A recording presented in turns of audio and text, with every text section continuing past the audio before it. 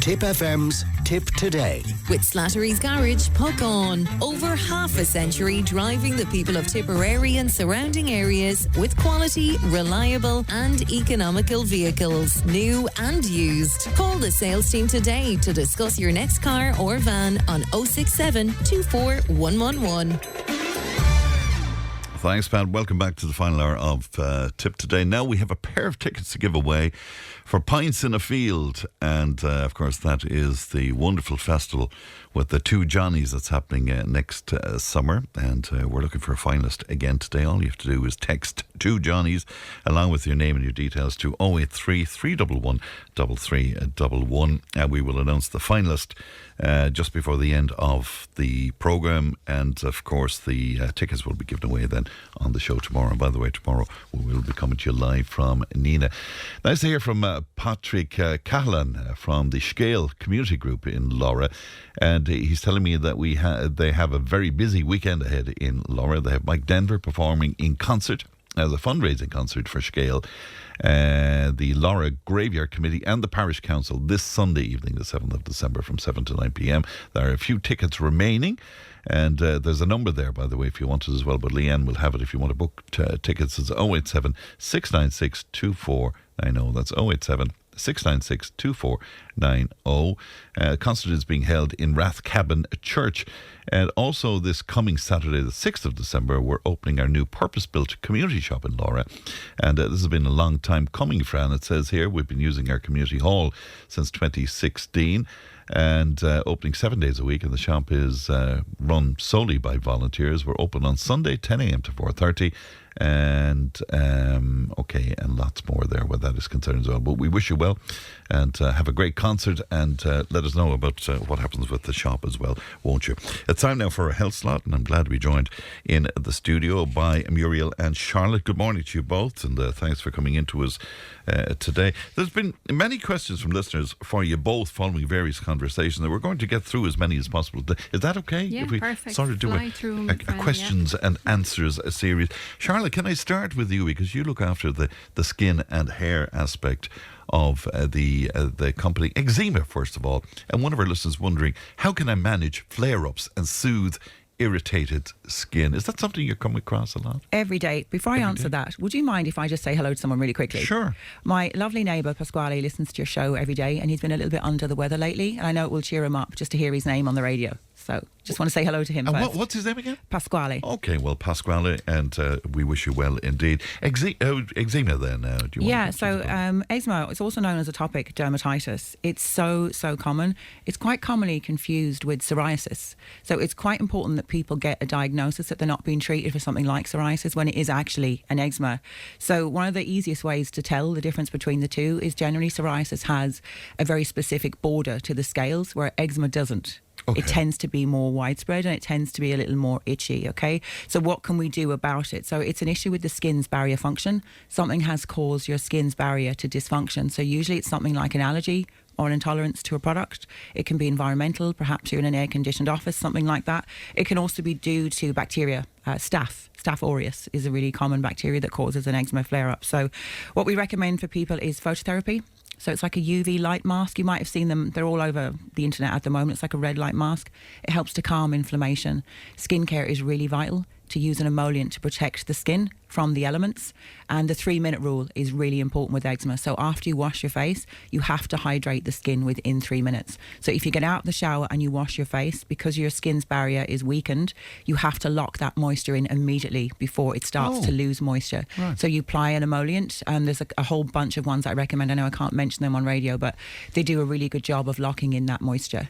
Right, okay, and that's very interesting. I pronounce it eczema, but it is eczema, isn't it? I don't think it matters. People know, yeah. Is there a family connection here? Is there a genetic there is a genetic there is a genetic link, but it needs a trigger.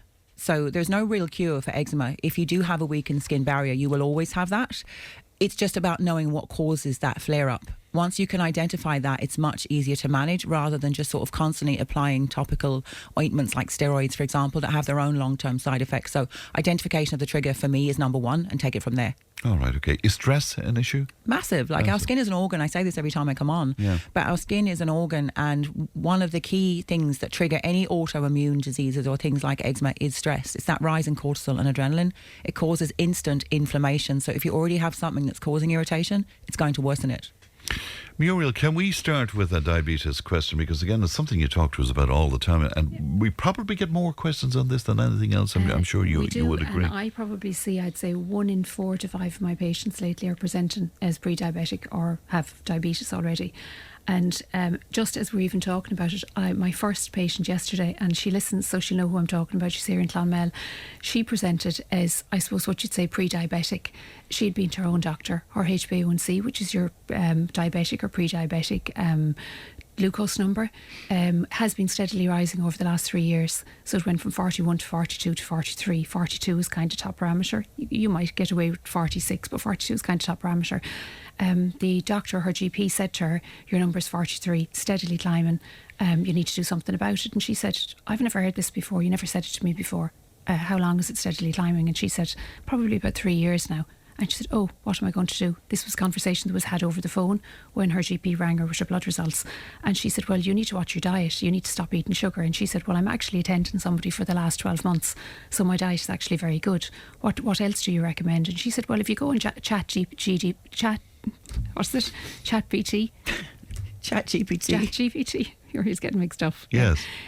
You'll be able to come up with. So that was the advice. That was the advice. Wow. And she sat looking at me and she said to me, what do you think of that? I sat with my mouth open. I was absolutely flabbergasted. I just couldn't, it just didn't make sense to me. But diabetes, how can you manage blood sugar levels effectively? Because the question is, how can my diet help me manage blood sugar levels effectively? Now, I know that's a very big question, isn't it? It is, but you can. The biggest thing is, not to be afraid of food. So most people that come into me have no idea what to do. So they're trying to process of elimination, is there sugar in this, is there sugar in that? And they're terrified of everything. Yeah. The first thing you do is you remove the simple sugars. So you remove the things that have loads of ingredients in them. You remove things that are not good for you, anything out of a box into a microwave. You go back to the basics of whole foods. So when you go back to the basics of whole foods, good carbs stabilise you, right? So people think, okay, I need to get rid of every carb completely. You don't. Like even your porridge in the morning, there's certain carbs we need in our world to give ourselves some energy, right? You can stabilise carbs by putting fats and proteins with them. So if you were to have something like your porridge in the morning, if you put a dessert spoonful of nuts and seeds, if you use something like almond milk, you're stabilising it because you have a fat and protein with it, so you don't get the same sugar spike, something like a Weetabix. But the best breakfast to have in the morning would be eggs and avocado. That's your fat and protein, and there is no carbohydrates in it. But you can go for colour, you can go for plain food. But even when you're going for colour, not to be afraid of things like fruits are very good for you, right? But there are some high sugar fruits that you need to eliminate. So you do eliminate bananas, you do eliminate grapes, you do watch things like melon, grapefruit. The more tropical fruits have a lot of sugar in them, okay? When it comes to your evening meal, things like potatoes, things like under the ground vegetables like carrots, parsnips, turnips, they're starchy, so they will all turn to sugar somewhere in your system, okay? You can have them, but you just need to watch when you're having. Might have them earlier on in the day so that you can actually burn them, but you're better with over the ground. So you're better with your broccoli and your cauliflower and your celery and things like that, But even there's a few hacks that we use as well in relation to it. So if you have something like a teaspoon of apple cider vinegar in the morning and lemon with water 10 minutes before your breakfast, if you do that 10 minutes before every meal, you cut the sugar spike of that meal in half. So you're already starting to stop what I would say. That's a very simple tip now. So simple, yeah.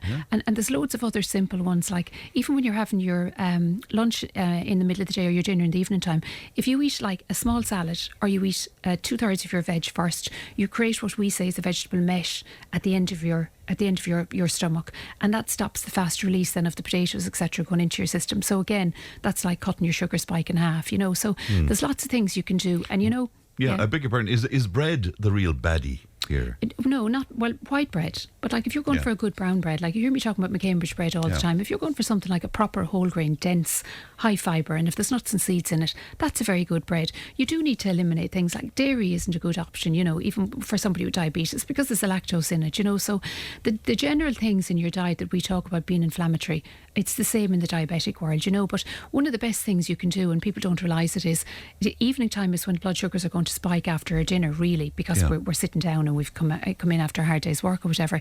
If you do a 10-minute walk or movement after your dinner, you actually stop the blood sugar spike again coming into nighttime, you know. So that 10 minutes doesn't have to be like in this weather that you have to put the shoes on and go outside. You can actually just move around the house. So if you just move for 10 minutes, you're actually keeping that at bay. There's some simple tips there indeed, and it can be very effective, I presume, as well. Charlotte, when you're speaking about eczema, you alluded to psoriasis and maybe the similarities there as well. A specific question on that: are there specific skincare routines or products that can help control psoriasis symptoms? There are. I'd say psoriasis is the thing I get asked about the most. It's just so common, isn't it? Everyone has it, you know. It's just, I suppose, important to note that psoriasis isn't present at birth. It's triggered. It's something that we tend to get kind of later in life because it's autoimmune. There's an autoimmune connection there. There are skincare things that you can do, but as I always say, for me, it's really important to find the root cause. What's causing that psoriasis flare first, because otherwise you're just going around in circles, applying topicals and not knowing when the next flare up is going to come. So for me, that's the important part, is identification of the trigger. Usually it's something like stress. Sometimes it can be something as simple as like a strep throat infection, a viral infection that can cause your autoimmune system to go into overdrive, that proliferation of T cells. Then all of a sudden you have psoriasis, you never had it before. There's a whole bunch of creams out there. I don't recommend a lot of them. I don't like steroid use, but I have done a lot of research into topical vitamin D analogues, and I find they work really well because they help to regulate the skin cell cycle. So when you have psoriasis, typically we'll say a person who doesn't have psoriasis, it takes 4 weeks for a skin cell to be produced in the basal layer of the epidermis and make its way to the surface. But if you have psoriasis, that cycle is complete within 7 days. So instead of 4 weeks for that skin cell to reach the surface, you do it in 7 days. So it's that build-up of those excess skin cells that cause the scale and that plaque that we see. It's so familiar. So rather than just treating the plaque, you've got to slow down that production of those excess skin cells. So things like those topical vitamin D analogues, I think, work really well for that. Rather than just a steroid that's helping with the inflammation, it's not really doing anything at an immune level, you know. Okay, interesting. But you're saying you're seeing an awful lot of this. Are you seeing a lot more of this since you started out, Charlotte, for example? Psoriasis is so common. It's so common. But I think a lot of people just live with it. They think, oh, well, I have it now, you know, and now it's here to stay. And that doesn't have to be the way with psoriasis.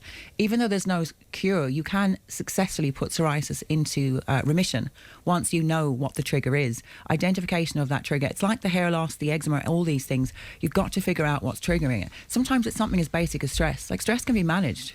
Like, we all have stress in our life. But, you know, there's things we can do to manage that stress to help put that psoriasis into remission.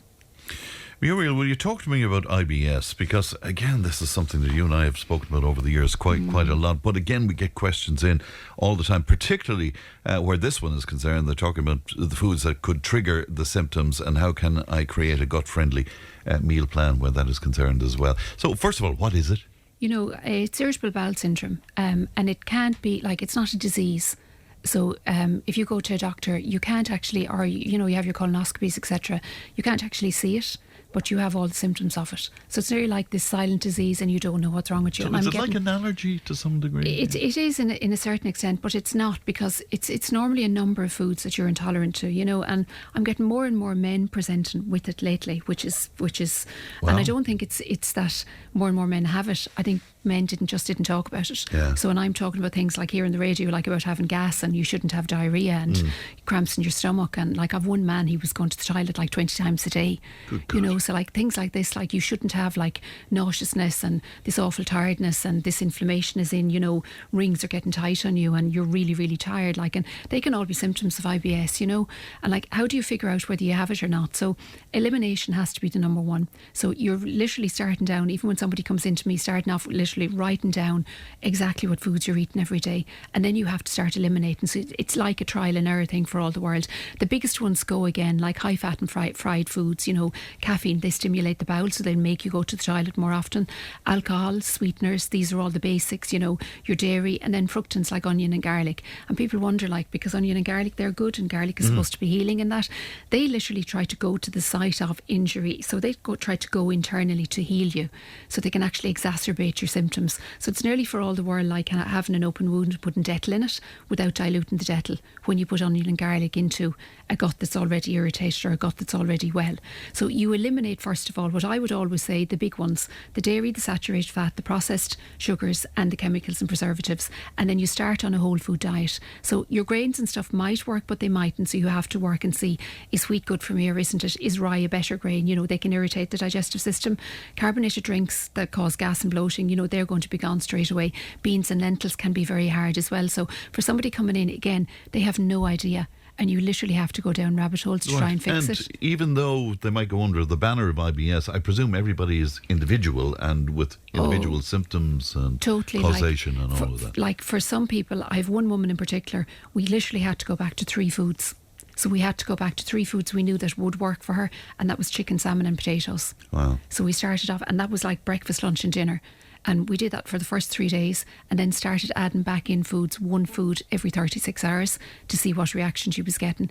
Now, it might sound like hard work, and it is hard work, but at the end of it, it's like Charlotte with the other side. You actually get to the root cause of it, because what we're doing is root cause. So you figure out very quickly what works and what doesn't work. But could she introduce more than 3 foods after a period of time then? Well, every 36 hours you're adding in a new food. Oh, so you okay, might add in like a sweet potato. She would come to me and say to me, I really miss eggs. Yes. Can I try eggs next? Or I really miss whatever. Can I try nuts next? Or can I try whatever next? So a period of elimination, I would say to her, no, you're not ready, or yes, you are ready. But you become very well.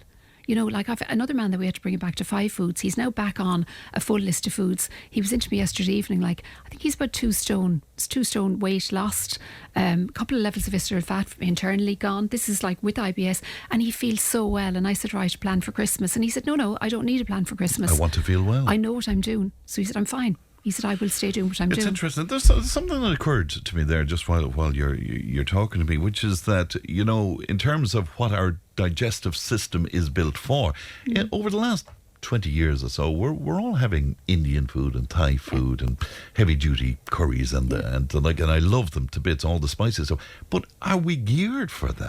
Totally not. Like, you could go back to caveman time. What did we eat? Like, we hunted. So like the meat that was hunted for, and that had loads of creatine and all the things the body needed.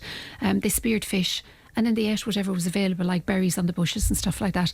That's what we're geared for. We're not geared for chemicals and preservatives. And I keep explaining to people, like, you have the most wonderful sandwich. So even if it's potatoes, you have potatoes, lovely veg and chicken.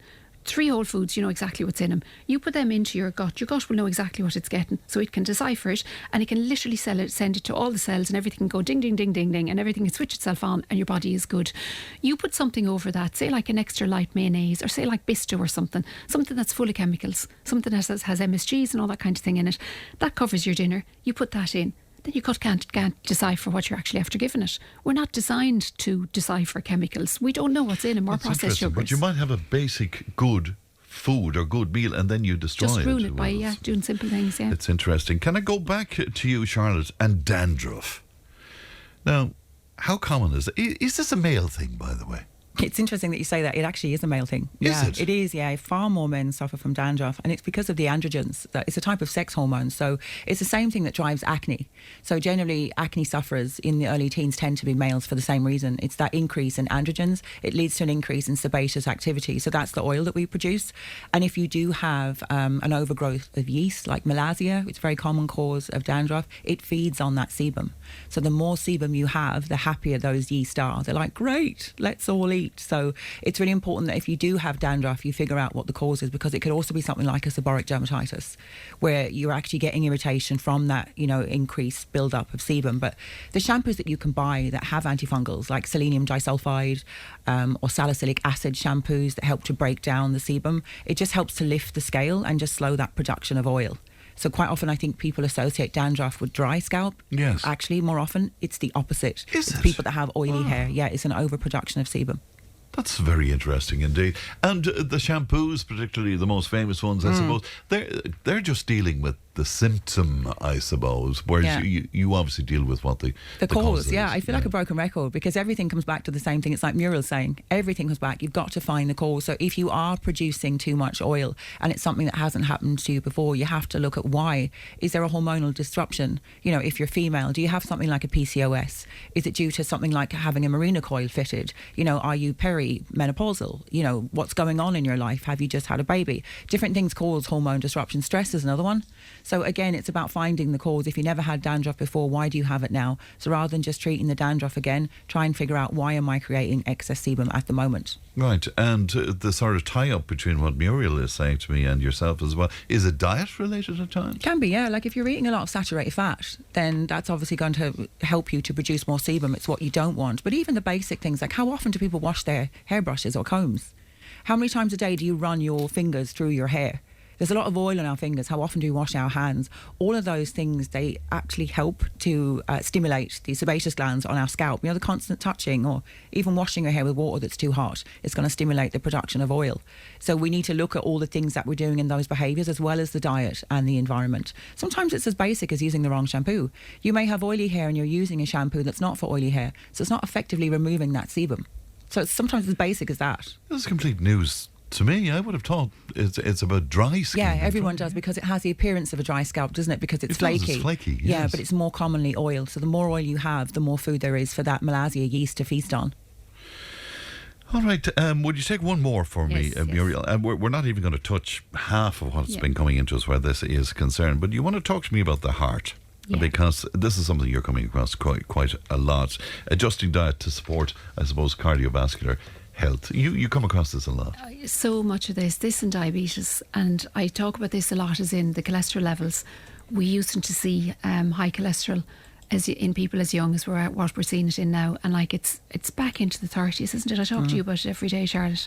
I just can't credit how I'm seeing that. You know, there's three parts to your cholesterol. Like you have your LDL, your HDL. So the LDL is the bad cholesterol, HDL is the good cholesterol, and your triglycerides. We're seeing both parts, triglycerides and the LDL, elevated lately, and we're seeing such a low level of HDL, and that's like it's lifestyle. It's lifestyle. Cardiac, the world is there. It's in my world, as in, I've spoken about that. It's genetic. And when it's genetic, you can mind yourself, but some of the things you can't do anything about. And, you know, down the road, you might have to get treatment of some sort. But lifestyle prevention, you can do so much on our side. Like, you remove things like saturated fat and processed foods and all of that kind of thing, Fran. But it's the 5 pillars again. It's get your nutrition right. So eat your omega-3s, eat plain whole foods, drink loads of water. Okay, so that's your nutrition side, right? Nutrition, hydration. Then you have exercise. If there's a cardiac thing in your world at all, if it's genetic, you have no choice but to exercise. You don't have to kill it. You can go for a walk that's 20 or 25 minutes, but you can't do the lazy piece of even why me, or I want to be well and I'm going to go to the doctor and he's going to give me a tablet and that's going to work for me. That's chronic illness. When you're gone into the doctor, you're chronically ill. If you want to treat root cause and not go down the world of having cardiac in your world a lot sooner, you have to do nutrition, hydration, exercise, sleep. So if you do these 3 and you're not sleeping properly, these 3 will help you to sleep a little bit better. If you're still not sleeping properly, you have to go root cause. What is keeping me awake at night? Why am I awake? If it's stress, if it's that you're overthinking, and the cardiac profile is people are overthinkers, they're very anxious, angsty kind of people, then you have to have maybe a notebook beside your bed. Maybe you're writing down whatever's in your head, that kind of thing. And the last one that you have to control, which Charlotte has just spoken about, is stress. I was at the Functional Medicine Conference in Dublin 3 weeks ago. Every single professor, and there was over 16 of them talking at it on all the different things that we're talking about today. Stress came up time and time and time again. So many people in this world today are stressed. We have to figure out ways to manage it, and it's up to ourselves to try and do that. All right. If people want to speak to yourself or Charlotte, how can they do that?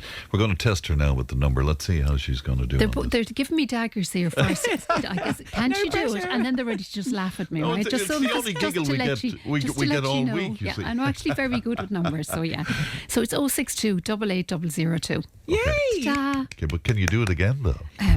Look, we're trying to put somebody under pressure. I'm not bringing you for lunch. 062 88 002. Yes. All right, great to see you both, Thanks, and Fran. thanks very much indeed. Thanks, Charlotte. Thanks, Muriel. We'll take a break, back in just a few moments. Tip FM's Tip Today. With Slattery's Garage Puckon. Now is the time to pick up your next van. From the award-winning Peugeot Partner van to the Expert and the load-lugging Boxer van. We have big vans, high-roof vans, long wheelbase vans. You'll find them all at Slattery's Garage Puckon. See slatterysgarage.ie.